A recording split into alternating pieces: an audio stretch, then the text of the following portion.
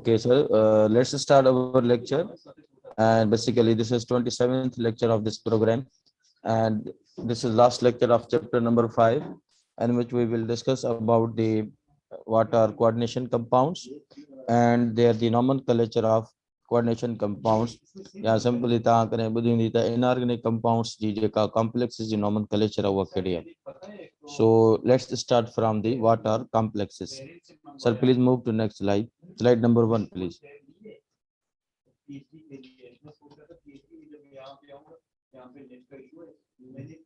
So these are the basically two outlines of this lecture in which we will discuss about coordination compounds and their nomenclature along with their practical and practice examples of nomenclature of coordination compounds. Sir, please move to next slide. So first, here we go for the what are complexes or coordination compounds. Complex are the coordination compound which contain a complex ion or complex molecule in which the central atom or ion is surrounded by a number of oppositely charged ions or neutral molecules called ligands. So अहिड़े क़िस्म जो हिकिड़ो compound जंहिंजे अंदरि जंहिंजो हिकिड़ो component complex हुजे ऐं उहो कॉम्प्लेक्स छा हूंदो उन कॉम्प्लेक्स जे अंदरि हिकु ट्रांज़िशन मेटल हूंदो ऐं उन जे चौधारी को ॿियो न्यूट्रल मॉलिक्यूल या जेको आहे सो को एनाइन जेको आहे सो रेडिकल लॻल हूंदो या एनाइन जेको आहे सो लॻल हूंदो उनखे असां सॼी स्ट्रक्चर खे असां कॉम्प्लेक्स करे चवंदासीं ऐं जंहिं कंपाउंड जे अंदरि कॉम्प्लेक्स मौजूदु हूंदो असां उन कंपाउंड खे कोऑर्डिनेशन कंपाउंड करे चवंदासीं।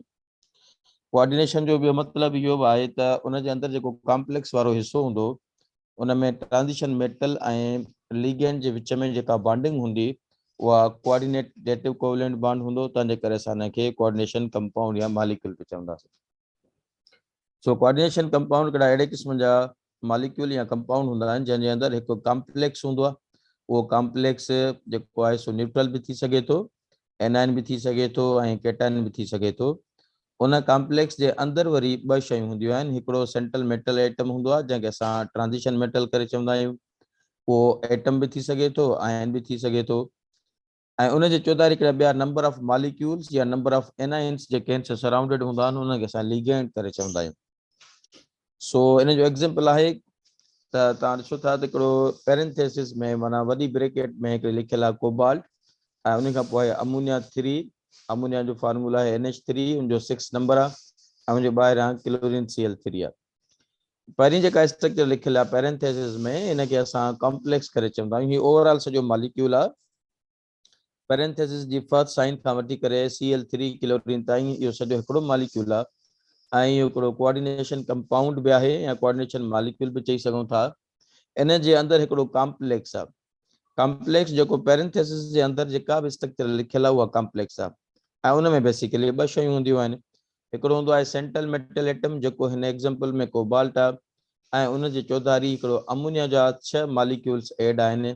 हाणे इहो जेको सेंट्रल मेटल एटम खे सराउंड करे बीठो आहे अमोनिया मॉलिक्यूल इनखे असां लिगेंड करे चवंदासीं। ओवरऑल सॼो कंपाउंड हिते पेरेंथेसिस जी फर्स्ट साइन खां वठी करे Cl3 ताईं आहे हिकिड़ो कंपाउंड आहे ऐं कॉम्प्लेक्स इन कंपाउंड जो हिसो आहे।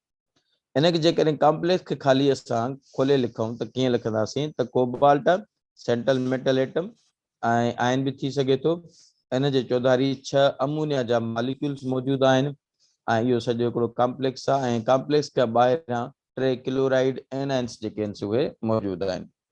सो कॉम्प्लेक्स अहिड़े क़िस्म जा या कोऑर्डिनेशन कंपाउंड अहिड़े क़िस्म जा हिकिड़ा मॉलिक्यूल हूंदा आहिनि जंहिंजे अंदरि हिकिड़ो कॉम्प्लेक्स हूंदो आहे पोइ कॉम्प्लेक्स में हिकु सेंट्रल एटम हूंदो उहो सेंट्रल एटम या आयन जेको आहे हमेशह ट्रांज़िशन मेटल हूंदो आहे ऐं उन जे चौधारी हिकिड़ा ॿिया मॉलिक्यूल्स या एनाइन्स जेके आहिनि सराउंडेड थियल हूंदा आहिनि उन्हनि खे असां लिगेंड्स करे चवंदा आहियूं। Sir please move to next slide.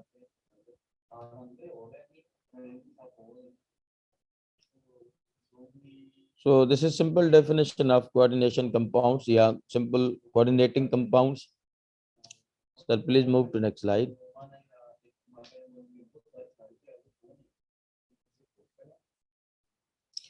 So जॾहिं बि असां कोऑर्डिनेशन कंपाउंड जी ॻाल्हि कंदा आहियूं त उन जे अंदरि बेसिकली बुनियादी 3 खां 4 शयूं हूंदियूं आहिनि कॉम्प्लेक्स कोऑर्डिनेशन कंपाउंड में न, छो त कोऑर्डिनेशन कंपाउंड में कॉम्प्लेक्स कोऑर्डिनेशन कंपाउंड जो हिस्सो हूंदो आहे।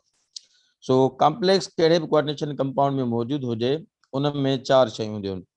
हिकिड़ो हूंदो आहे लिगेंड, ॿियो हूंदो आहे सेंट्रल एटम या सेंट्रल एटम आयन, ऐं टियों असां वटि कॉन्सेप्ट आहे कोऑर्डिनेशन नंबर या लीगेंसी, ऐं चौथो हूंदो आहे कोऑर्डिनेशन स्फेयर। सो लिगेंड जो मतिलबु इहो हूंदो आहे त कंहिं बि कॉम्प्लेक्स जे अंदरि अहिड़े क़िस्म जो हिकिड़ो न्यूट्रल मॉलिक्यूल या एनाइन जेको उन कॉम्प्लेक्स जे अंदरि सेंट्रल एटम खे सराउंड करे थो, त अहिड़े क़िस्म जे आयन खे या असां मॉलिक्यूल खे न्यूट्रल मॉलिक्यूल खे लिगेंड करे चवंदासीं। असां ॻाल्हि कयूं था त कोऑर्डिनेशन कंपाउंड में कॉम्प्लेक्स हूंदो आहे, उन कॉम्प्लेक्स में बेसिकली बॉन्डिंग जे एतबार खां 2 शयूं हूंदियूं आहिनि, हिकिड़ो सेंट्रल मेटल एटम हूंदो ऐं ॿियो उन जे चौधारी हिकिड़ा ॿिया मॉलिक्यूल्स हूंदा। सो कॉम्प्लेक्स में सेंट्रल एटम जे चौधारी या सेंट्रल एटम आयन जे चौधारी जेको न्यूट्रल मॉलिक्यूल मौजूदु आहे या हिकिड़ो एनाइन मौजूदु आहे, उनखे असां लिगेंड करे चवंदा आहियूं। पोइ उन लिगेंड जो कमु छा हूंदो आहे उन कॉम्प्लेक्स जे अंदरि सेंट्रल मेटल एटम खे इलेक्ट्रॉन पेयर डोनेट करणु। माना असांखे इहो कमु पुछी सघे थो त बाबा कॉम्प्लेक्स में जेको लिगेंड जो कमु कहिड़ो आहे, कॉम्प्लेक्स में लिगेंड जो कमु इहो हूंदो आहे त उहो कॉम्प्लेक्स जे अंदरि जेको सेंट्रल मेटल एटम आहे उनखे इलेक्ट्रॉन जा पेयर डोनेट कंदो आहे, ऐं सिंपल वर्ड्स में असां उनखे लेविस बेस बि करे चवंदा आहियूं, छो त लेविस बेस अहिड़े क़िस्म जा सब्सटेंस हूंदा आहिनि जेके इलेक्ट्रॉन पेयर डोनर्स हूंदा आहिनि। सो कॉम्प्लेक्स में जेको लिगेंड आहे जंहिं सेंट्रल मेटल एटम खे सराउंड कयो आहे, उहो सेंट्रल मेटल एटम खे इलेक्ट्रॉन जा पेयर डोनेट कंदो, ऐं उन जे करे असां उन लिगेंड खे चवंदासीं इहो छा आहे, लेविस बेस आहे।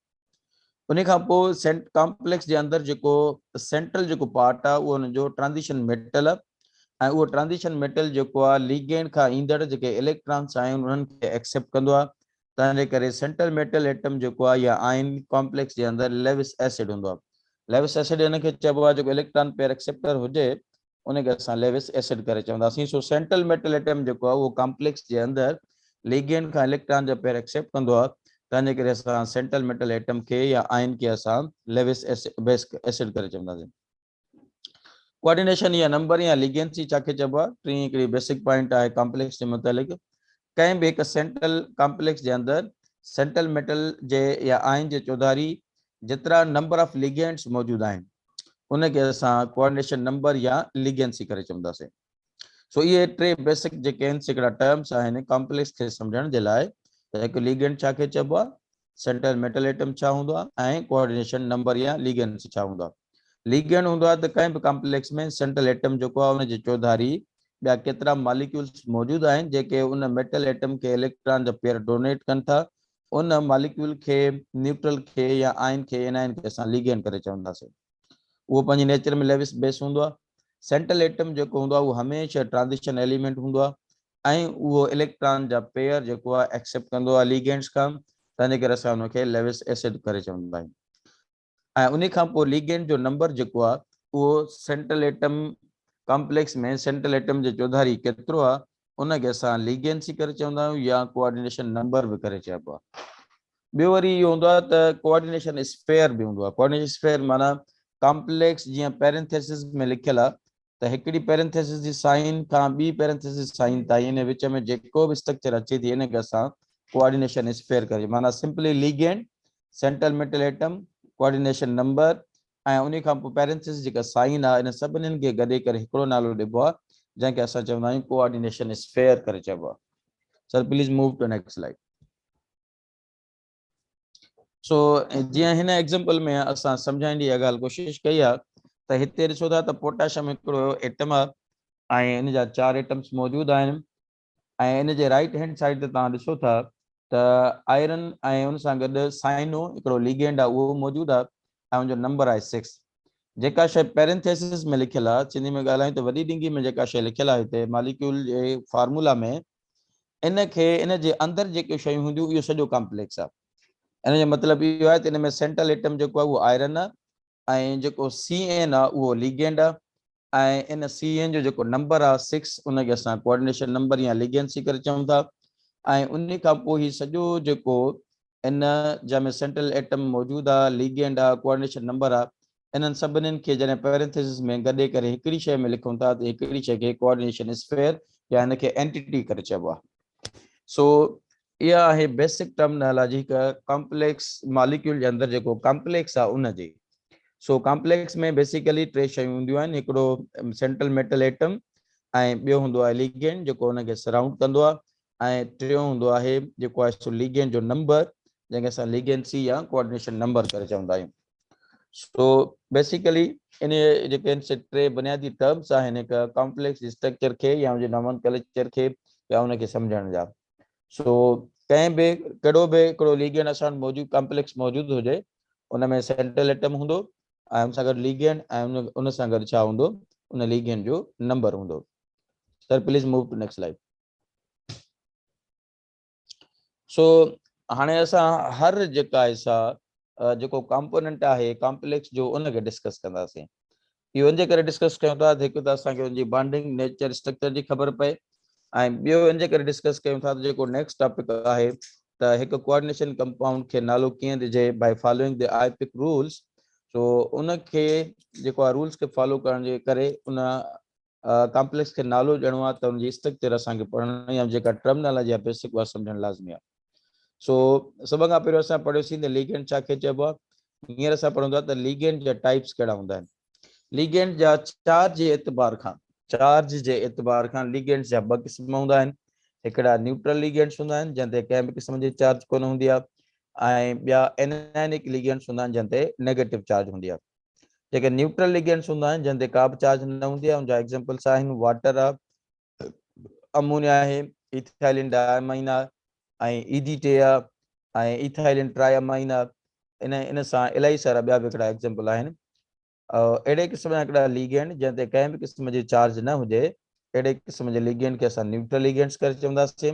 जेके कॉमन एग्जांपल्स जेके असांजी बुक में आहिनि water, ammonia, ethylene diamine, ethylene triamine, ethylene diamine tetraacetate, ऐं ॿिया बि इलाही सारा जेके आहिनि से एग्जांपल लिखियल आहिनि। सो सिंपली सभ खां पहिरियों असांखे इहा शइ सम्झणी पवंदी त लिगेंड्स ॿिनि क़िस्मनि जा आहिनि। हिकिड़नि ते कंहिं बि क़िस्म जी चार्ज कोन्हे, these ligands are called neutral ligands, ऐं उनजा एग्जांपल्स बि असांखे ठीकु तरह सां यादि करणा आहिनि छो त उन्हनि जी नेचर जेको आहे उहा बि उनजे नाले में इन्वॉल्व हूंदी आहे।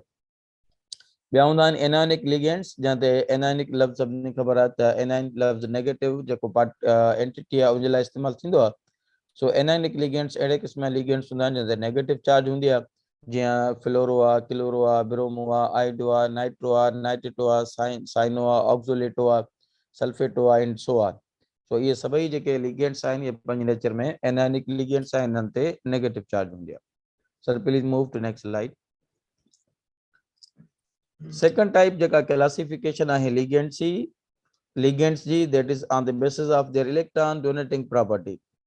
हिन खां पहिरियों जेका असां क्लासिफिकेशन लिगेंड्स जी पढ़ी, that was on the basis of charge which they carry. If they carry no charge, they have उन्हनि खे कंहिं बि क़िस्म जी चार्ज कोन्हे, दे आर न्यूट्रल, तंहिंजे करे उन लिगेंड्स खे असां न्यूट्रल लिगेंड्स करे चवंदासीं। And if they have negative charge और they carry negative charge, these ligands are known as anionic ligands.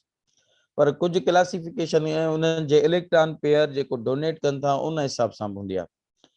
So electron pair donating property जे एतबार खां लिगेंड्स जा ॿ क़िस्म हूंदा आहिनि, हिकिड़ो मोनोडेंटल लिगेंड्स हूंदा आहिनि या ॿिया आहिनि मल्टी या पॉलीडेंटल लिगेंड्स हूंदा आहिनि।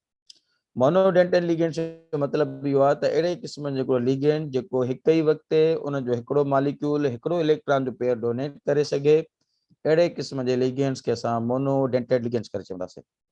Those ligands which can donate one pair of electrons towards the central metal atom in a complex, these ligands are known as monodentate ligands.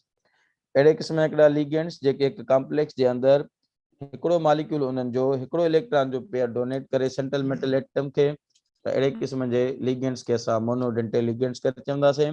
उनजा एग्जांपल्स कहिड़ा आहिनि, वाटर आहे, अमोनिया, फ्लोरो, क्लोरो, नाइट्रो, नाइट्रेटो, साइनो, etc. सो मोनोडेंटल ligand भी हिकिड़ो type आहे ligand जो on the basis of electron pair donating property. Second जेको type आहे लिगेंड जो on the basis of electron pair donating property, that is multi और पॉलीडेंटल ligand.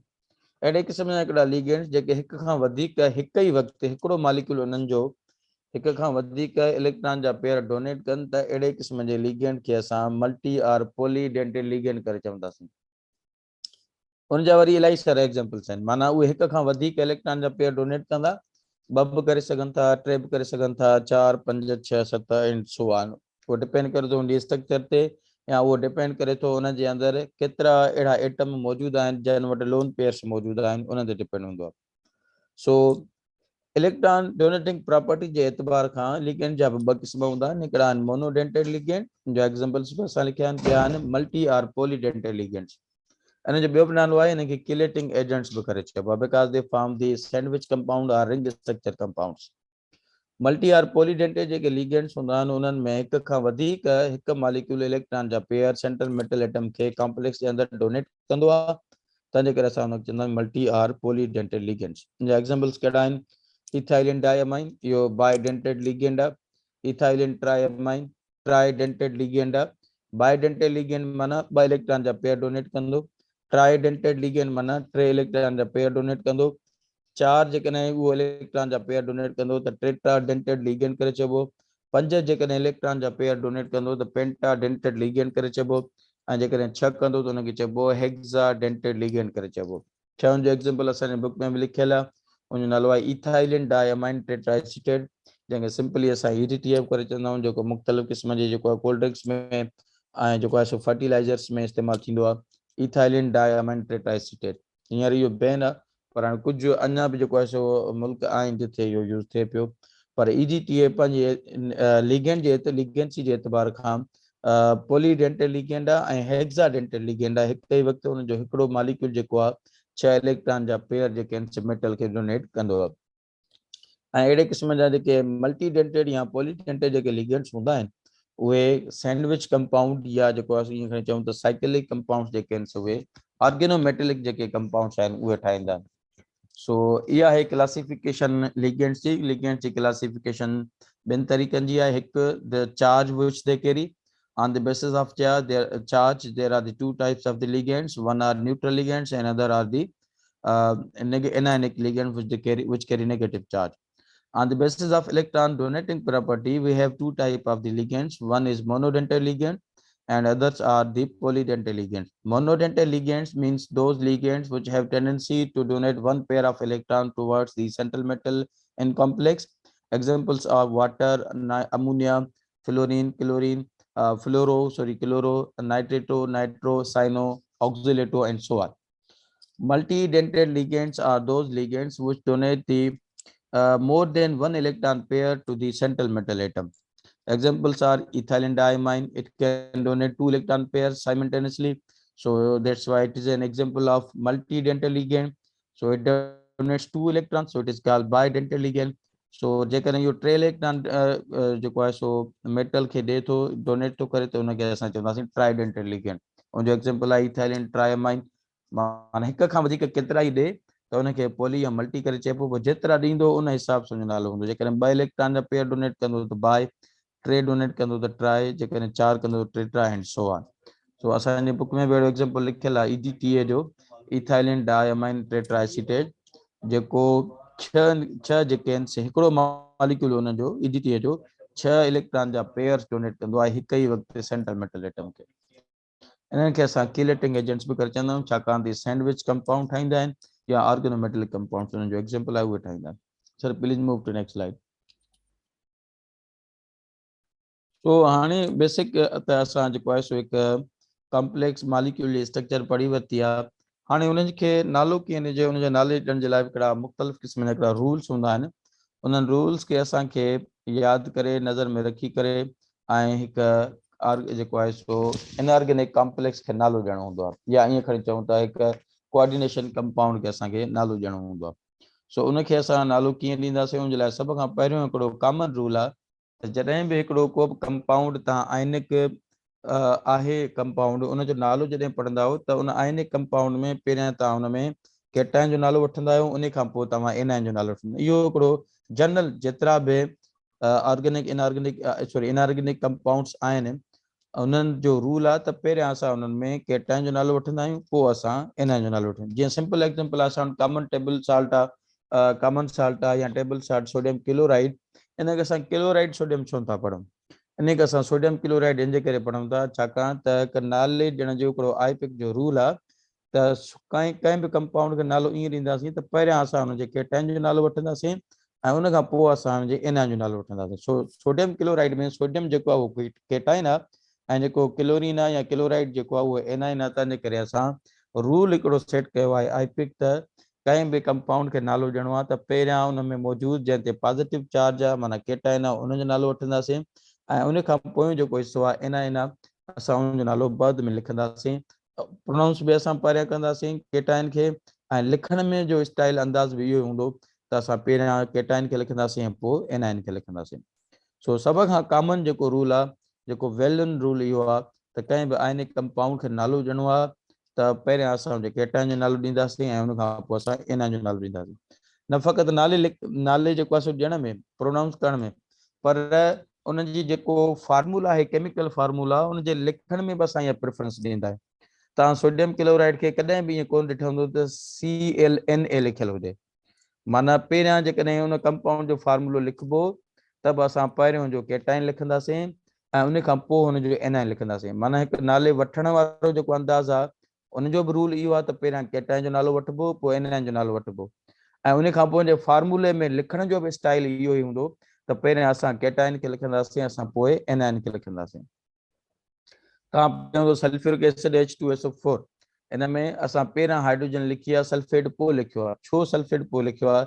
छाकाणि त इन सल्फ्यूरिक एसिड में हाइड्रोजन ते पॉज़िटिव चार्ज आहे ऐं पूरे सल्फेट एनाइन ते नेगेटिव चार्ज आहे। माना पहिरियां अहिड़े क़िस्म जूं शयूं लिखिबियूं उन कंपाउंड जूं जिन ते पॉज़िटिव चार्ज आहे ऐं जिन ते नेगेटिव चार्ज आहे उहे असां बाद में लिखंदा आहियूं। माना हींअर ताईं जेतिरा बि कंपाउंड था असां सभिनी खे जिन खां असां अवेयर आहियूं या जेके असां बुक्स में ॾिसूं था या जिन सां असांजो तालुक़ु आहे उहे सभई इन ई स्टाइल ते जेके आहिनि से लिखियल आहिनि त पहिरियां उन ते असां पॉज़िटिव चार्ज जेका हूंदी उनजो नालो लिखंदासीं बि ऐं प्रोनाउंस बि कंदासीं ऐं जेको जंहिं ते नेगेटिव चार्ज आहे उहो बाद में लिखिबो ऐं प्रोनाउंस नालो वठिबो बि बाद में। So what about the complexes? इहो कॉम्प्लेक्स ते बि कीअं आहे जेको आहे सो रूल फॉलो थींदो? बिल्कुलु इहो रूल ईअं ई फॉलो थींदो जीअं असां ॿियनि जेको आहे सो आम कंपाउंड्स ते असां लॻायूं था। जीअं असां सोडियम क्लोराइड ते लॻायो त सोडियम जो नालो पहिरियां लिखूं था ऐं क्लोरीन जो नालो बाद में था लिखूं। कॉम्प्लेक्स जे लाइ बि साॻियो ई असां लिखंदासीं त उन कोऑर्डिनेशन कंपाउंड में पहिरियां जेका बि शइ लिखियलु हूंदी असां हुनजो नालो लिखंदासीं ऐं बाद में जेका शइ लिखियलु हूंदी उनजो नालो पोइ लिखंदासीं ऐं लिखण जो स्टाइल बि इहो ई हूंदो आहे त पहिरियां जेका शइ लिखियलु हूंदी आहे उहा केटाइन हूंदी आहे ऐं बाद में जेका शइ लिखियलु हूंदी उहा एनाइन लिखियलु इन जा प्रैक्टिकल एग्ज़ाम्पल्स बि कंदासीं।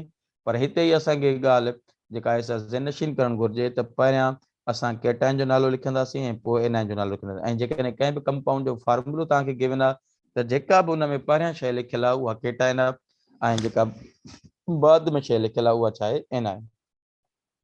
जॾहिं बि असांजो ॿियो रूल आहे त जॾहिं बि असां कॉम्प्लेक्स खे नालो ॾियूं जॾहिं बि कॉम्प्लेक्स खे नालो ॾियूं तो पोइ भली उहो कॉम्प्लेक्स पहिरियां लिखियलु हुजे माना केटाइन हुजे या कॉम्प्लेक्स बाद में लिखियलु हुजे या एनाइन हुजे या एग्ज़ाम्पल्स असां तव्हांखे ॿुधाईंदासीं। पर सिंपली हिते इहा शइ आहे त जॾहिं बि कॉम्प्लेक्स खे नालो ॾिबो कोऑर्डिनेशन कंपाउंड में कॉम्प्लेक्स वारे पार्ट खे जॾहिं असां नालो ॾींदासीं असां सभ खां पहिरियों नालो ॾियणु कोऑर्डिनेशन नंबर खां असां शुरू कंदासीं। सभ खां नालो लिखणु कोऑर्डिनेशन नंबर खां शुरू कंदासीं नालो ॾियण बि कोऑर्डिनेशन नंबर खां शुरू कंदासीं ऐं कोऑर्डिनेशन नंबर जेको आहे उहो कीअं लिखंदासीं? कोऑर्डिनेशन नंबर डिपेंड करे थो उन लीगेंड जी पंहिंजी कहिड़ी नेचर आहे। जेकॾहिं उहो लीगेंड पंहिंजी नेचर में ऑर्गेनिक आहे या इनऑर्गेनिक आहे उन जी नेचर जहिड़ी हूंदी उन हिसाब सां असां हुनजो कोऑर्डिनेशन नंबर लिखंदासीं। जेकॾहिं कंहिं बि हिकु कॉम्प्लेक्स में हिकु लीगेंड जेको आहे इनऑर्गेनिक आहे त पोइ उनजे नंबर खे कोऑर्डिनेशन नंबर खे असां उनजो तइदाद त डाई या बाए लिखंदासीं 3 आहे त ट्राई लिखंदासीं 4 आहे त टेट्रा लिखंदासीं। माना ग्रीक लैंग्वेज में जेका कैलकुलेशन आहे नंबर जी असां उनखे फॉलो कंदासीं। मां वरी रिपीट कयां थो त जेकॾहिं कंहिं बि कोऑर्डिनेशन कंपाउंड में कॉम्प्लेक्स खे नालो ॾियणो आहे त कॉम्प्लेक्स जो नालो असां हुनजे कोऑर्डिनेशन नंबर खां स्टार्ट कंदासीं। हाणे उहो लिगेंड जो कोऑर्डिनेशन नंबर असां कीअं लिखंदासीं उहो डिपेंड करे थो लिगेंड जे पंहिंजी नेचर ते। जेकॾहिं लिगेंड पंहिंजी नेचर में इनऑर्गेनिक आहे त पोइ उनजो नालो उनजे कोऑर्डिनेशन नंबर जेको लिखिबो उहो लिखिबो 2 आहे त डाई लिखिबो या बाए 3 आहे त ट्राई लिखिबो 4 आहे त टेट्रा जेकॾहिं 5 आहे त पेंटा 6 आहे त हेक्सा 7 आहे त हेप्टा एंड सो ऑन। पर जेकॾहिं असां वटि ऑर्गेनिक लिगेंड आहे त पोइ उनजो नालो 2 आहिनि त बिस लिखंदासीं। ऑर्गेनिक जे लाइ जेकॾहिं 3 आहे त ट्रिस लिखंदासीं, 4 आहे त टेट्राकिस लिखंदासीं, 5 आहे त पेंटाकिस लिखंदासीं, 6 आहे त हेक्साकिस लिखंदासीं। माना सभ खां पहिरियों असां लिगेंड जो कोऑर्डिनेशन नंबर लिखंदासीं ऐं लिगेंड जो कोऑर्डिनेशन नंबर जो लिखण बि लिगेंड जे पंहिंजे ऑर्गेनिक ऐं इनऑर्गेनिक हुजण ते आहे। जेकॾहिं इनऑर्गेनिक आहे लिगेंड त पोइ असां कॉमन जेका लैटिन ग्रीक लैंग्वेज जी काउंटिंग आहे उहा लिखंदासीं, di tri tetra penta and so on. उन खां पोइ असां लिखंदासीं त जेकॾहिं ऑर्गेनिक लिगेंड आहे त जेकॾहिं हुनजो नंबर 2 त लिखबो bis, tri, tris, tetrakis, pentakis, hexakis and so on. वरी उन खां पोइ असां कोऑर्डिनेशन नंबर लिखी छॾियो। हाणे असां छा लिखंदासीं, उन लिगेंड जो पंहिंजो नालो लिखंदासीं। लिगेंड जो जेको नालो आहे उहो लिगेंड जी पंहिंजी नेचर ते आहे, त उहो पंहिंजी नेचर में न्यूट्रल लिगेंड आहे या एनायनिक लिगेंड आहे। जेकॾहिं न्यूट्रल लिगेंड आहे त हुनजे नाले में कंहिं बि क़िस्म जी तब्दीली कोन्हे का, उहो जीअं आहे तीअं ई रहंदो सिवाय वाटर ऐं अमोनिया जे। वाटर ऐं अमोनिया ॿ अहिड़ा हिकिड़ा न्यूट्रल लिगेंड्स आहिनि जंहिंजी ख़ासि क़िस्म जी हिकिड़ी कॉमन आईपीएक रूल्स में हिकिड़ो स्पेसिफिक रूल आहे त जॾहिं वाटर लिगेंड तौरु इस्तेमालु थींदो आहे त हुनजे लाइ लफ़्ज़ एक्यो इस्तेमालु थींदो आहे, ऐं जॾहिं अमोनिया इस्तेमालु थींदी आहे त हुनजे लाइ लफ़्ज़ अमाइन इस्तेमालु थींदो आहे। वाटर ऐं अमोनिया खां सवाइ ॿियो जेको बि कॉम्प्लेक्स जे अंदरि न्यूट्रल लिगेंड मौजूदु हूंदो उनजो को बि पर्टिकुलर नालो कोन्हे को, जेको हुनजो पंहिंजो कंपाउंड जो नालो हूंदो मालिक्यूल जो असां उहो ई लिखंदासीं, हुनजे लाइ को हार्ड एंड फास्ट रूल कोन्हे को। पर जेकॾहिं लिगेंड पंहिंजे नेचर में एनाइन आहे, लिगेंड पंहिंजे नेचर में एनाइन हूंदो त पोइ असां हुनजे नाले में आख़िर में सफिक्स ओ लॻाईंदासीं। माना जेकॾहिं फ्लोरीन लॻल आहे त फ्लोरो, क्लोरीन लॻल आहे त क्लोरो, ब्रोमीन लॻल आहे त ब्रोमो, आयोडीन लॻल आहे त आयोडो, जेकॾहिं CN लॻल आहे त साइनो, NO2 लॻल आहे त नाइट्रो, NO3 लॻल आहे नाइट्रेटो, अहिड़े तरीक़े सां। सो कंहिं बि कॉम्प्लेक्स जे अंदरि जेको लिगेंड जो नालो लिखणु आहे उहो उन लिगेंड जी पंहिंजी नेचर ते डिपेंडेंट आहे, त उहो लिगेंड पंहिंजे नेचर में आया ऑर्गेनिक आया जेको आहे सो न्यूट्रल आहे या जेको आहे सो एनायनिक आहे। जेकॾहिं न्यूट्रल आहे त हुनजो को बि पर्टिकुलर नालो कोन्हे, का बि हुनजे लाइ लैंग्वेज कोन्हे, जेको सिंपल हुनजो पंहिंजो नालो आहे असां उहो ई लिखंदासीं। वाटर ऐं अमोनिया खां अलावा वाटर न्यूट्रल लिगेंड आहिनि, पर जॾहिं वाटर लिगेंड हूंदो न्यूट्रल लिगेंड त हुनजो नालो असां इको रखंदासीं, ऐं जेकॾहिं अमोनिया हूंदी त असां हुनजो लफ़्ज़ उन जॻह ते अमाइन लिखंदासीं। इन्हनि खां अलावा को न्यूट्रल लिगेंड हूंदो त पोइ असां हुनजो नालो सिंपल जीअं हूंदो उहो ई रखंदासीं, हुन में कंहिं बि क़िस्म जी तब्दीली नाले में न कंदासीं। But in case of the anionic ligands त असां हुनजे नाले में आख़िर में सफिक्स ओ एड कंदा आहियूं। ओ मीन्स फ्लोरीन आहे त फ्लोरो, क्लोरीन आहे त क्लोरो, ब्रोमीन आहे त ब्रोमो, आयोडीन आहे त आयोडो, अहिड़े तरीक़े सां। माना जॾहिं बि असां वटि लिगेंड साम्हूं अचे, सॉरी कॉम्प्लेक्स अचे कोऑर्डिनेशन कंपाउंड जो, असां कॉम्प्लेक्स खे नालो ॾियूं था त कॉम्प्लेक्स जो नालो शुरू थींदो आहे किथां, कोऑर्डिनेशन नंबर खां। कोऑर्डिनेशन नंबर कीअं लिखिबो उहो डिपेंड करे थो लिगेंड जे ऑर्गेनिक ऐं इनऑर्गेनिक हुजण ते।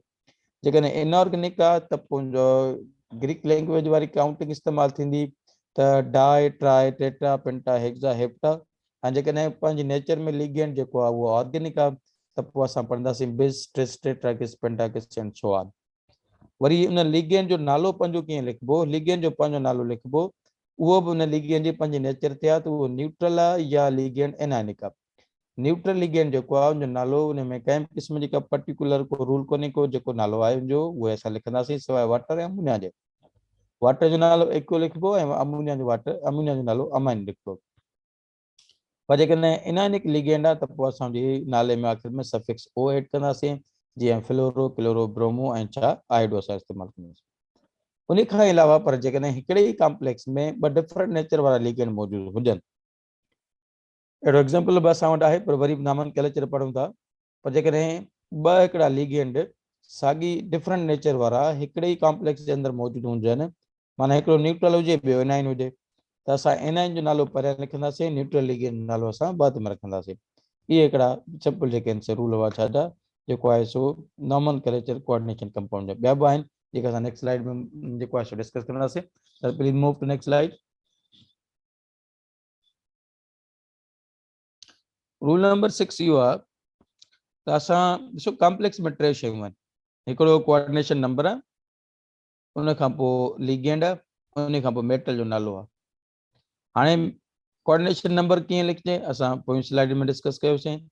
लिगेंड जो नालो कीअं लिखजे उहो बि असां पोइ स्लाइड में डिस्कस कयोसीं। ऐं उन खां पोइ मेटल जो नालो कीअं लिखजे। मेटल जो नालो लिखण कॉम्प्लेक्स जी नेचर ते डिपेंडेंट आहे।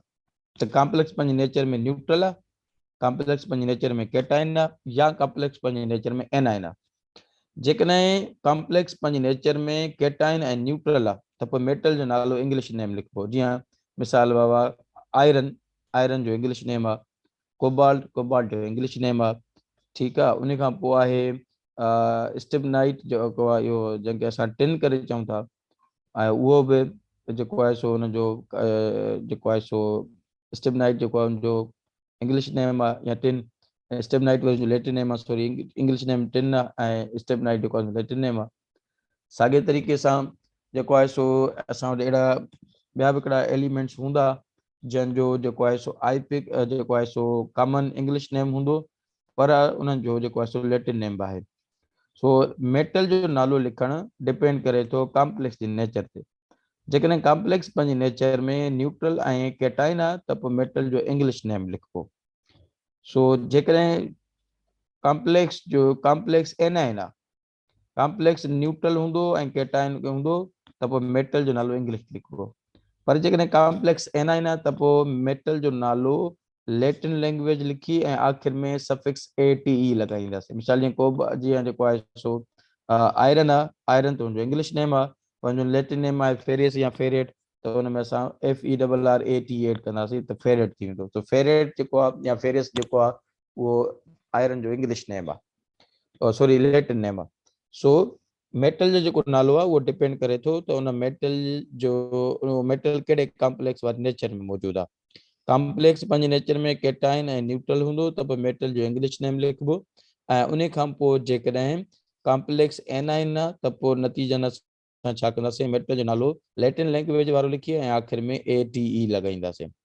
वरी हिकिड़ो ॿियो क्वेश्चन आहे हिते, त छा सभु जेतिरा बि ट्रांज़िशन मेटल्स आहिनि उन सभिनी जो लैटिन नेम आहे? आंसर आहे न। मिसाल कोबाल्ट जो केस आहे, आयरन जो त लैटिन नेम आहे, इंग्लिश नेम बि आहे, लैटिन नेम बि ॿियो आहे। पर जेकॾहिं कॉम्प्लेक्स एनाइन आहे ऐं मेटल उन में अहिड़ो एड थियल आहे या उते अहिड़ो प्रेज़ेंट आहे, लॻल आहे, जेको उन मेटल जो इंग्लिश नेम आहे, लैटिन नेम आहे ई कोन, पोइ असां छा कंदासीं, पंहिंजे इंग्लिश नेम में आख़िर में ATE लॻाईंदासीं। मिसाल कोबाल्ट आहे त पोइ कोबाल्टेट थी वेंदो। माना असां ॾिसंदासीं ट्रांज़िशन मेटल जो जेकॾहिं इंग्लिश नेम सां गॾु उन्हनि जो लैटिन नेम बि आहे त असां प्रिफर कंदासीं त जेको आहे सो असांजो लैटिन नेम लिखूं। पर जेकॾहिं कोई अहिड़ो मेटल मौजूदु आहे जंहिंजो लैटिन नेम आहे ई कोन त पोइ हुन इंग्लिश नेम में ई असां जेको आहे सो ATE एड कंदासीं। ठीकु आहे। सो सभ खां पहिरियों असां वरी बि हिकिड़ी सीरीज़ ठाहींदा हलूं नाले ॾियण जी, त कोऑर्डिनेशन जेको नंबर कॉम्प्लेक्स खे जेको नालो ॾिबो, पोइ सभ खां पहिरियों कोऑर्डिनेशन नंबर खां शुरू कबो नालो, उन खां पोइ लीगेंड जो नालो लिखिबो, उन खां पोइ मेटल जो नालो लिखिबो, ऐं मेटल जे नाले लिखण खां पोइ मेटल जो ऑक्सीडेशन स्टेट लिखिबो, ऐं उहो स्मॉल ब्रैकेट्स में रोमन डिजिट्स में कैपिटल रोमन डिजिट्स में लिखिबो। माना इहे छा आहिनि, हिकिड़ा नॉमनक्लेचर जा रूल्स आहिनि। सो हलूं था हींअर प्रैक्टिकल एग्जांपल्स ॾांहुं, त जे हिन रूल्स खे असां अप्लाई करे मुख़्तलिफ़ क़िस्म जे कॉम्प्लेक्सिस खे असां छा ॾियूं, नालो ॾियूं। Sir please move to next slide. So सभ खां पहिरियों असां वटि एग्जांपल आहे, कॉम्प्लेक्स लिखियल आहे, हिकिड़ो कोऑर्डिनेशन कंपाउंड लिखियल आहे, जंहिंमें तव्हां ॾिसो था CONH3 ब्रैकेट ऐं Cl3 लिखियल आहे। हाणे बेसिकली इहो हिकिड़ो कोऑर्डिनेशन सॼो कंपाउंड आहे। माना इन ब्रैकेट जेका पैरेंथेसिस जी जेका फर्स्ट साइन आहे हितां खां वठी करे Cl3 ताईं सॼो हिकिड़ो कंपाउंड आहे, ऐं जंहिंजो जेको पहिरियों हिसो आहे जेको पैरेंथेसिस में लिखियल आहे इहो कॉम्प्लेक्स आहे। माना हिते कॉम्प्लेक्स केटाइन आहे, हिते कॉम्प्लेक्स आहे केटाइन, छो त असां अॻु पढ़ी आयासीं त आईपिक जो उहो रूल, आईपिक जो रूल आहे त जॾहिं बि कंपाउंड जो असां फार्मूलो लिखंदा आहियूं त पहिरियां असां हुनजो केटाइन लिखंदा आहियूं, पोइ हुनजो एनाइन लिखंदा आहियूं। हिन कोऑर्डिनेशन कंपाउंड में पहिरियां कॉम्प्लेक्स लिखियल आहे, उन खां पोइ क्लोरीन Cl3 लिखियल आहे। माना इहो पहिरियों कॉम्प्लेक्स आहे ऐं पोइ Cl3 आहे। हिन जो मतिलबु इहो आहे त हिन जो लिखण जो स्टाइल असांखे ॿुधाए थो त हिते कॉम्प्लेक्स केटाइन आहे, छो त जेका शइ पहिरियां लिखियल आहे उहा केटाइन हूंदी आहे ऐं जेका शइ बाद में लिखियल हूंदी आहे छा हूंदी आहे, एनाइन हूंदी आहे। सो इन कोऑर्डिनेशन कंपाउंड में जेको कॉम्प्लेक्स आहे उहो पंहिंजे नेचर में केटाइन आहे, ऐं जे ॿाहिरियां जेको क्लोरीन लिखियल आहे उहो पंहिंजे नेचर में छा आहे, एनाइन आहे। सो इहा हिकिड़ी नेचर ॾिसण मां ई असांखे लाज़मी ज़रूरु जेको आहे सो ख़बर हुजणु घुरिजे, छो त मेटल खे नालो ॾियणु इन कॉम्प्लेक्स जे नेचर ते हूंदो आहे उहो सम्झण या एनालाइज़ करणु तमामु घणो लाज़मी हूंदो आहे। हाणे इनखे असां नालो कीअं ॾींदासीं? इनखे नालो ईअं ॾिबो त सभ खां पहिरियों हिन कॉम्प्लेक्स खे नालो ॾिबो। हाणे कॉम्प्लेक्स खे जॾहिं असां नालो ॾियूं था त सभ खां पहिरियों असां लिगेंसी या कोऑर्डिनेशन नंबर खां शुरू कंदासीं। ॾिसो अमोनिया NH3 इन जे हेठां नंबर केतिरो लिखियल आहे 6, माना अमोनिया हिते लिगेंड आहे, इन जो जेको नंबर आहे उहो 6 आहे। ऐं अमोनिया जेको आहे सो पंहिंजी नेचर में इनऑर्गेनिक जेको आहे सो लिगेंड आहे, या जेको आहे सो ईअं खणी चऊं त इहो पंहिंजे नेचर में इनऑर्गेनिक ऐं न्यूट्रल लिगेंड आहे। त अमोनिया हिकु न्यूट्रल ऐं जेको आहे सो इनऑर्गेनिक लिगेंड आहे। इन जो जेको कोऑर्डिनेशन नंबर लिखिबो उहो 6 खे हेक्सा करे लिखिबो। ठीकु आहे, असां हेक्सा किस छो था लिखूं? इन करे नथा लिखूं छाकाणि त जेको अमोनिया आहे उहो इनऑर्गेनिक जेको आहे सो लिगेंड आहे। असां हेक्सा किस तॾहिं लिखूं आहे जॾहिं इहो लिगेंड पंहिंजे नेचर में ऑर्गेनिक नेचर हुजे आहे। ठीकु आहे, सो सभ खां पहिरियों हिन कॉम्प्लेक्स खे नालो ॾियणो आहे ऐं हुनजो स्टार्ट वठिणो आहे असांखे अमोनिया जे नंबर खां, जंहिंखे असां कोऑर्डिनेशन नंबर चऊं था। सो कंहिं बि लिगेंड जो कोऑर्डिनेशन नंबर लिखणु लिगेंड जे पंहिंजे नेचर ते हूंदो आहे। लिगेंड पंहिंजे नेचर में जेको आहे सो उहो ऑर्गेनिक आहे या इनऑर्गेनिक आहे। डेफिनेटली अमोनिया इनऑर्गेनिक लिगेंड आहे, सो हिन जो जेको ही नंबर आहे इहो लिखंदासीं हेक्सा। ऐं अमोनिया हिकु जेको आहे सो न्यूट्रल लिगेंड आहे, इन जो नालो अमाइन करे लिखिबो, so that's why it is hexa amine. उन खां पोइ असां कॉम्प्लेक्स में जेको मेटल आहे उनजो नालो लिखंदासीं। हाणे जेको मेटल जो जेको नालो आहे उहो डिपेंड करे थो कॉम्प्लेक्स ते। कॉम्प्लेक्स पंहिंजे नेचर में कैटाइन आहे, एनाइन आहे या न्यूट्रल आहे। ॾिसो कॉम्प्लेक्स पहिरियां लिखियलु आहे त इन करे इहो अंडरस्टूड आहे त इहो कैटाइन आहे।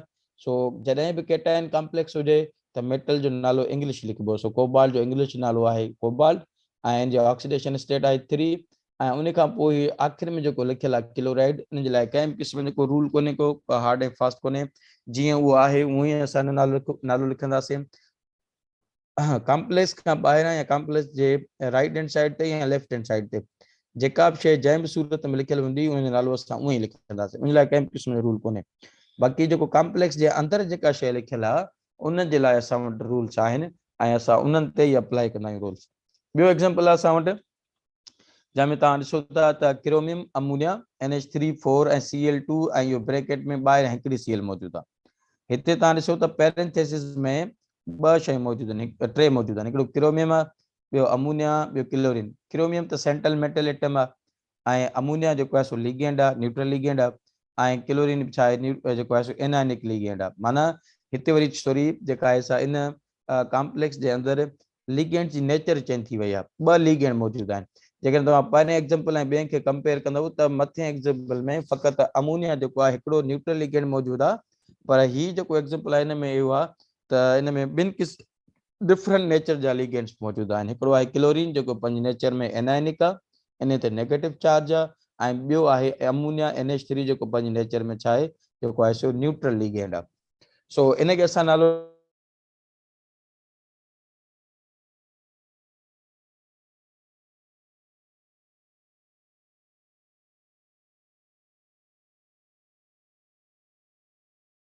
नेचर वारा लिगेंड्स मौजूदु हुजनि त पहिरियां असां जेको आहे सो एनायनिक लिगेंड जो नालो वठंदासीं।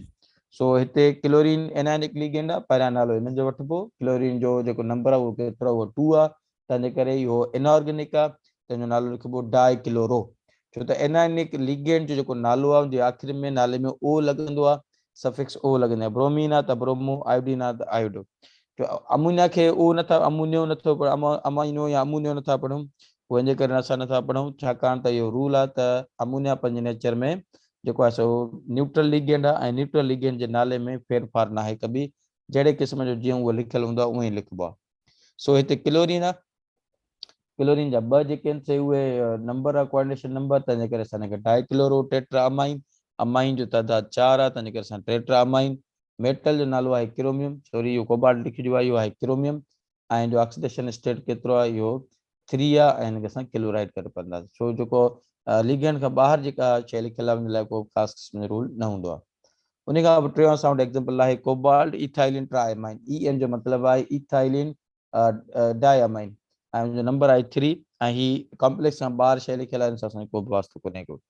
सो कॉम्प्लेक्स खे नालो ॾियणो आहे त 3 कोऑर्डिनेशन नंबर आहे इन इथाइलिन डाइअमाइन जो, तंहिंजे करे असां हिनखे लिखंदासीं ट्रिस।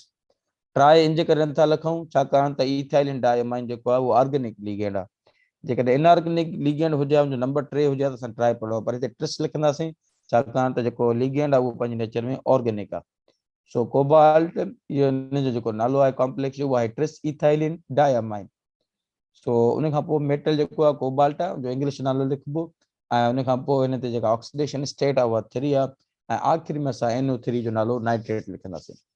असांजो ॿियो एग्ज़ाम्पल आहे सिमिलरली इहे सभु अहिड़े क़िस्म जा हिकिड़ा एग्ज़ाम्पल्स हुआ जंहिंमें जेके कॉम्प्लेक्स आहे उहो पंहिंजे नेचर में केटाइन आहे। हींअर जेको तव्हां एग्ज़ाम्पल ॾिसो था इन में कॉम्प्लेक्स न्यूट्रल आहे। कीअं असांखे ख़बर पवंदी त हिन जे राइट हैंड साइड ते ऐं लेफ्ट हैंड साइड ते कुझु बि न आहे लिखियलु। ॾिसो ही कॉम्प्लेक्स पेरेंथेसिस में लिखियलु आहे। पेरेंथेसिस जे पहिरियां वारनि एग्ज़ाम्पल में तव्हां कंपेयर कंदव त राइट हैंड साइड ते कुझु न कुझु लिखियलु आहे। मथे एग्ज़ाम्पल में क्लोरीन, ॿिए एग्ज़ाम्पल में क्लोरीन ऐं टे एग्ज़ाम्पल में नाइट्रेट लिखियलु आहे।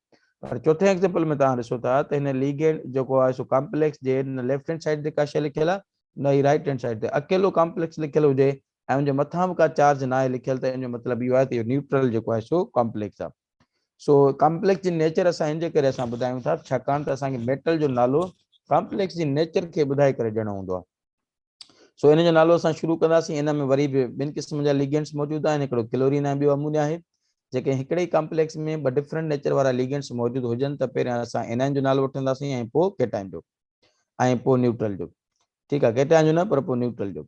सो हिते पहिरियां असां क्लोरीन जो नालो वठंदासीं, इट्स टेट्राक्लोरो, ऐं अमोनिया जो कोऑर्डिनेशन नंबर 2 आहे त हिनखे लिखंदासीं डायमाइन। मेटल जो नालो इंग्लिश लिखबो छाकाणि त कॉम्प्लेक्स न्यूट्रल आहे ऐं इहो प्लैटिनम आहे, ऐं उन खां पोइ हिन जो असां ऑक्सीडेशन स्टेट लिखंदासीं दैट इज़ 4। हाणे कॉम्प्लेक्स खां पहिरियां का शइ न आहे लिखियलु, कॉम्प्लेक्स जे ॿाहिरां का शइ न आहे लिखियलु त हिन करे इहो नालो हिन जो हिते पूरो थी वियो। उन खां पोइ ॿियो असां वटि साॻियो ई एग्ज़ाम्पल आहे, इहो बि इन ई नेचर जो आहे त इहो न्यूट्रल लिगेंड आहे ऐं इन लिगेंड जे अंदरि ॿिनि क़िस्मनि जा डिफरेंट नेचर जा जेके आहिनि से सॉरी इहो न्यूट्रल कॉम्प्लेक्स आहे ऐं हिन न्यूट्रल कॉम्प्लेक्स जे अंदरि ॿिनि क़िस्मनि जा लिगेंड्स मौजूदु आहिनि। हिकिड़ो न्यूट्रल लिगेंड मौजूदु आहे अमोनिया, ऐं ॿियो जेको आहे सो नाइट्रेटो जेको आहे सो मौजूदु आहे, सॉरी नाइट्रो या नाइट्रेटो नाइट्रो जेको आहे सो मौजूदु आहे। उहो जेको पंहिंजे नेचर में आहे उहो एनायनिक लिगेंड आहे। सो इन जो नालो थींदो ट्राई नाइट्रो। नाइट्रो जो कोऑर्डिनेशन नंबर 3 आहे, ऐं जेको आहे सो अमोनिया जेको आहे उन जो कोऑर्डिनेशन नंबर 3 आहे, उहो ट्राई अमाइन आहे। मेटल जेको आहे उहो पंहिंजे जेको आहे कोबाल्ट आहे ऐं जो नालो कोबाल्ट इंग्लिश लिखिबो छाकाणि त जेको कॉम्प्लेक्स आहे पंहिंजे नेचर में न्यूट्रल आहे ऐं जो ऑक्सीडेशन स्टेट आहे 3। Sir please move to next slide.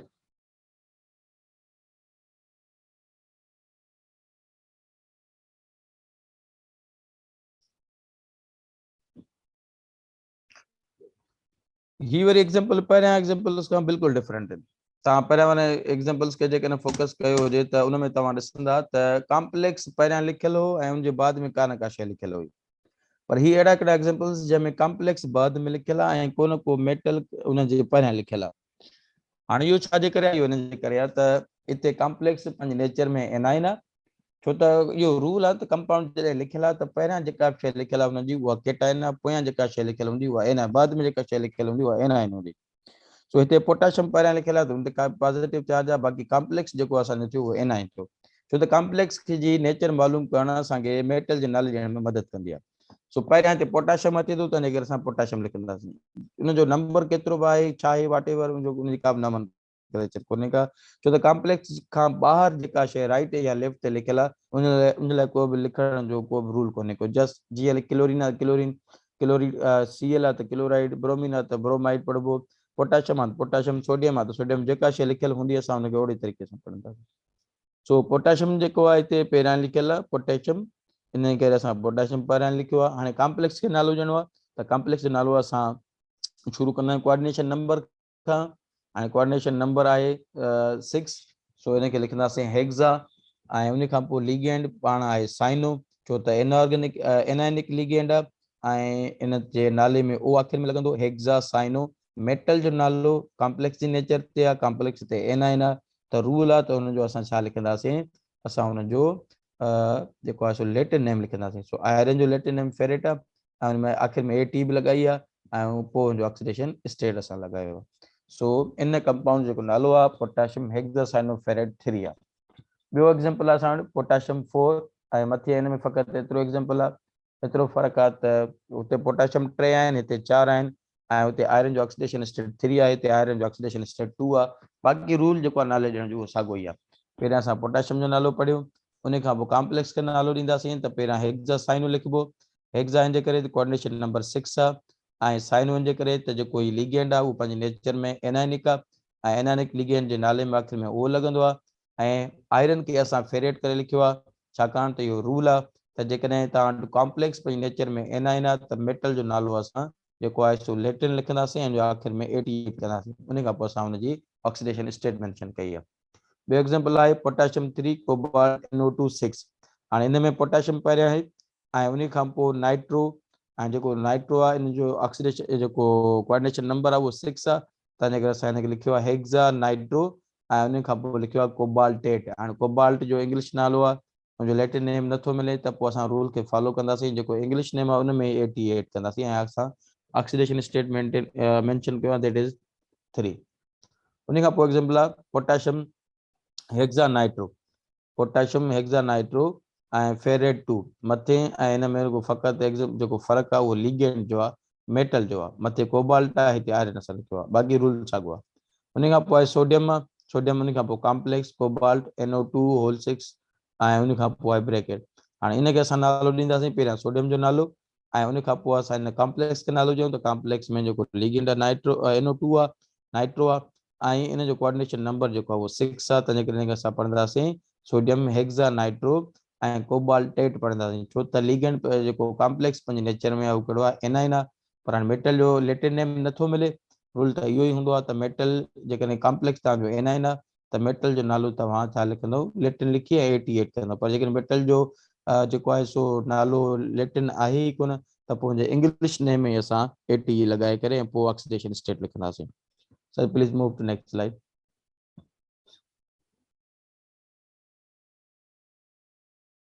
ॿिया कहिड़ा एग्जांपल्स असां वटि, मिसाल कोबाल्ट आहे, उन जो हिते जेको वाटर आहे उहो लिगेंड आहे 6 ऐं SO4, हिते ॾिसंदव पहिरियां हाणे छा लिखियल आहे, पहिरियां हाणे असांखे लिगेंड लिखियल आहे, तंहिंजे करे असां कॉम्प्लेक्स लिखियल आहे, सॉरी असां हिन कॉम्प्लेक्स खे नालो ॾींदासीं। कॉम्प्लेक्स जो नालो किथां खां शुरू थींदो, लिगेंड जे नंबर खां या कोऑर्डिनेशन नंबर खां, उहो आहे 6, सो लिगेंड आहे वाटर, वाटर जो नालो एको करे पढ़िबो, सो इहो नालो तो हेक्सा एको, ऐं मेटल जो नालो असां इंग्लिश लिखंदासीं कोबाल्ट, ऐं जो ऑक्सीडेशन स्टेट 2, ऐं आख़िर में असां सल्फेट लिखंदासीं, माना जेका कॉम्प्लेक्स खां ॿाहिरि जेका शइ आख़िर में। उन खां पोइ आहे साउंड आहे वरी साॻे नमूने सां लिगेंड सॉरी कॉम्प्लेक्स पहिरियां लिखियल आहे ऐं आख़िर में सल्फेट आहे, त असां छा कंदासीं, इन कॉम्प्लेक्स खे पहिरियां नालो ॾींदासीं ऐं कोऑर्डिनेशन नंबर खां नालो शुरू कबो, हिते कोऑर्डिनेशन नंबर आहे 4, लिगेंड आहे अमोनिया, ऐं उनखे असां अमाइन करे पढ़ंदासीं, तंहिंजे करे जो कोऑर्डिनेशन नंबर थींदो टेट्रा अमाइन, कोऑर्डिनेशन नंबर पढ़िबो 4 खे पढ़िबो टेट्रा, ऐं अमोनिया जी जॻह ते असां अमाइन लिखंदासीं, इट्स टेट्रा अमाइन, ऐं कापर जो नालो असां इंग्लिश नेम ई रखंदासीं, ठीकु आहे, क्यूपरेट कोन रखंदासीं, कापर लिखंदासीं, ऐं उन खां पोइ असां लिखंदासीं ऑक्सीडेशन स्टेट दैट इज़ 2, ऐं उन खां पोइ सल्फेट लिखंदासीं। टियों आख़िरी एग्जांपल आहे त इहो हिन में इहो सॼो न्यूट्रल लिगेंड आहे, कॉम्प्लेक्स आहे सॉरी, ऐं कॉम्प्लेक्स जिन राइट हैंड साइड ते कुझु लिखियल आहे ऐं लेफ्ट हैंड साइड ते लिखियल आहे, इट मीन्स ऐं चार्ज बि छो न आहे थियल, माना इहो पंहिंजे नेचर में छा आहे जेको आहे सो न्यूट्रल कॉम्प्लेक्स आहे। त न्यूट्रल कॉम्प्लेक्स में ॾिसूं था वरी ॿिनि क़िस्म जा लिगेंड आहिनि, हिकिड़ो क्लोरीन आहे, ॿियो अमोनिया। क्लोरीन एनायनिक आहे, अमोनिया जेको आहे सो न्यूट्रल आहे, त पहिरियां असां क्लोरीन खे नालो ॾींदासीं, छो त हिकिड़े ई कॉम्प्लेक्स में ॿ डिफरेंट नेचर वारा लिगेंड मौजूदु आहिनि, हिकिड़ो केटाइन आहे, ॿियो एनाइन आहे, त पोइ असां एनाइन खां नालो शुरू कंदासीं, छो हिते क्लोरीन जो नालो आहे क्लोरीन जेका आहे एनाइन आहे, तंहिंजे करे असां पहिरियां उनजो नालो लिखंदासीं दैट इज़ ट्राइक्लोरो, ऐं ट्राई अमाइन ऐं क्रोमियम ऐं जेका आहे ऑक्सीडेशन स्टेट। हाणे हिन कॉम्प्लेक्स जे ॿाहिरां अॻियां पोयां का बि शइ न आहे लिखियल, तंहिंजे करे असां हिते नालो स्टॉप करे छॾियो। कंहिं बि दोस्त खे कोई बि कंफ्यूजन हुजे त उहो असांखां जेको आहे सो फेसबुक पेज ते कमेंट बॉक्स में पुछी सघे थो, या ही जेके आहिनि से रूल्स असांजे IPIC नेम्स जा सुभाणे वरी नए लेक्चर सां हाज़िर थींदासीं, तेसिताईं इजाज़त, अल्लाह हाफ़िज़।